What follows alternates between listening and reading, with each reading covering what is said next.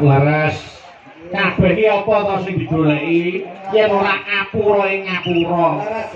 Ana pinggete ngrasa antarane tangga siji lan sijine aja dilestarekke ning kudu ndang diilangke. Cocok. Nggih mboten. Napa-napa niku wong jenenge menungso yen isih urip mesti kedunungan salah lan dosa.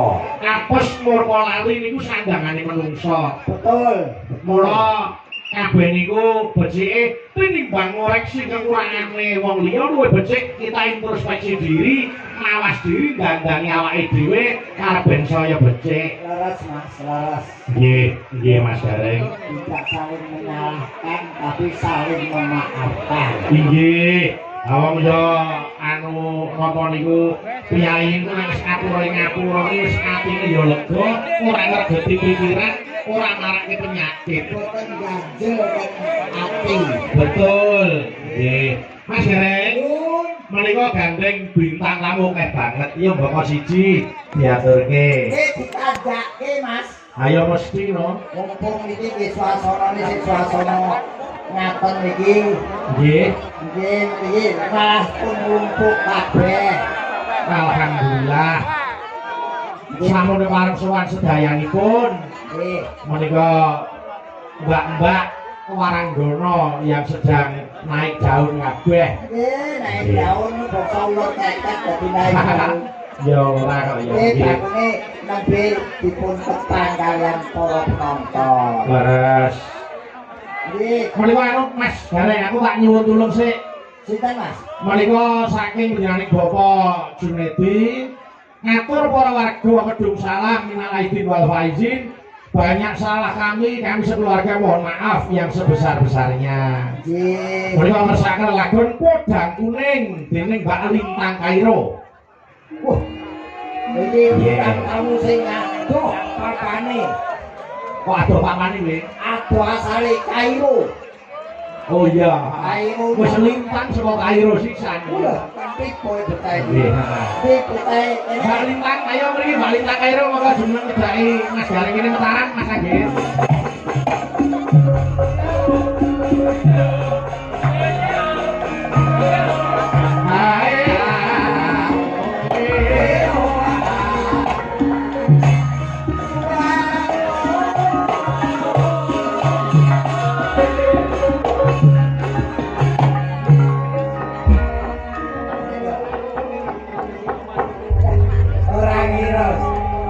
Bocah kaya pring kok Sik kodane Primen to? ngarane kaya pring maksud piye? Lah iki bocah cilik diri Lah kok emang pawakane ngene iki lho Pak De. pawak Pawaan. pawaan iki ora iso ninggal sekolah iki. Nggih. Sing penting ada cilik sehat ya, Bro. Sehat Pak De, alhamdulillah. Sik. Dimana ditepung piye kene jenengmu komplit sapa, Dok? Nggih saderengipun ngaturaken sedalu Kakang para bapak ibu sedaya Masya Allah. Niki kok takjub sekali penontonnya sangat banyak Pak De. Penontonnya uang kok banyak.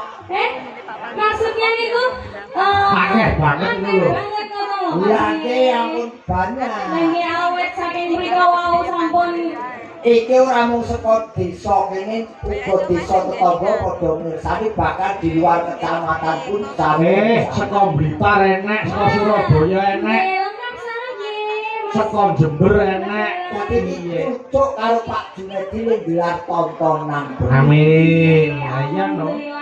Nggih. Jenengmu sapa jenengmu? Kula Lintang Kairo. Komplite. Lintang Kairo. Tok Wis tok. tok. Lintang Kairo wis komplit kuwi. Sajane wonten lho Pak De. Apa?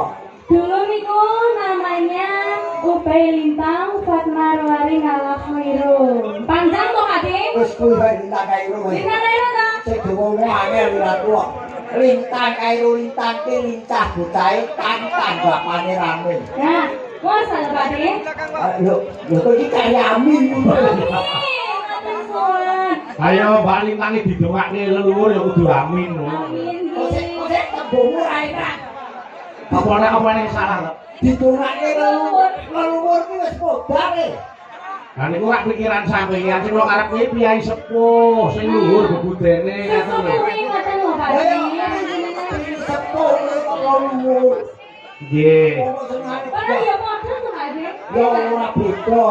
Anu Rita isih sekolah, Duk, sayang. Kasih kelas tunggal SMA Samudra. SMA pundi, Mbak Lintang? SMA 1 Puncul Mas Dalang. SMA 1 Puncu. Nanti kalau dibersani Bapak Ibu gurune ben bangga, SMA ini ya ben bangga duwe murid yang berprestasi kaya Mbak Lintang kae lho. Bae aku ya wis tuwa. Jebul biyen iki sing mentik-mentik saiki SMA ya wis ora apa-apa, sing penting sekolah ditutupi, karir tetap berjalan tapi sekolah tetap ditempuh dengan baik dan benar. Iki ana pundutan lagu Nggih, Mbak Lintang. saka Bapak Junedi. Nggih, saking Pak Jun ngersakaken podang kuning. Ya dibawani sik kaya apa suarane. Bapak Jun kita sik enggak? Ayo jelas ngaten. Ingkang pundi? Ah. Bapak Jun. Alhamdulillah panjenengan kita sik pinara enggak? Ayo Pak Jun niku nek ngersani ringgit iki mesti tutup lho. Untuk nadyan mau esuk tanine yo didadak. Mergo ketahuan iki juga dawet. Lagi toh. Saiki sih, isih Tanggung jawabnya itu sangat besar sekali loh. betul. Iki ape dibawane kok. Podang kuning. Nggih, dibawani ya gawane no, podang kuning. Monggo, piye Pak Lintang? Monggo.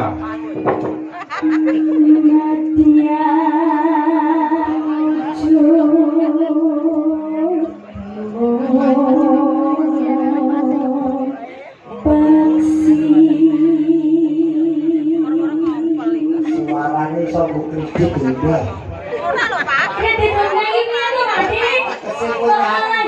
Kowe tuh nyanyi sak nyanyian iki iso nggo ngangsul kendaraan. Ya ampun. Wes luar Kasih ajar sami Pak. Ada yo njaluk sami.